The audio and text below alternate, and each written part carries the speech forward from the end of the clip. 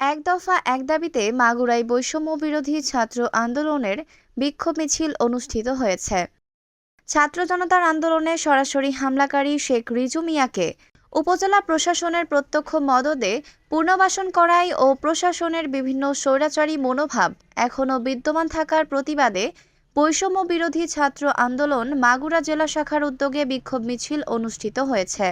মঙ্গলবার দুপুরে সরকারি হোসেন শহীদ সোহরাওয়ার্দী কলেজ প্রাঙ্গণ থেকে বিক্ষোভ মিছিলটি শুরু হয়ে ভাইনার মোড় প্রদক্ষিণ শেষে জেলা প্রশাসকের কার্যালয়ে স্মারকলিপি প্রদান করা হয়।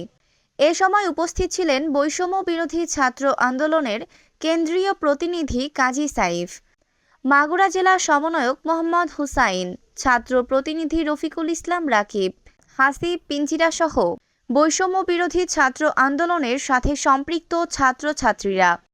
বিক্ষোভ মিছিলে মোহাম্মদপুর উপজেলা নির্বাহী কর্মকর্তা পলাশ মণ্ডলের অপসারণের এক দফা এক দাবিতে বিক্ষোভ জানায় বৈষম্য বিরোধী ছাত্র আন্দোলনের ছাত্রছাত্রীরা।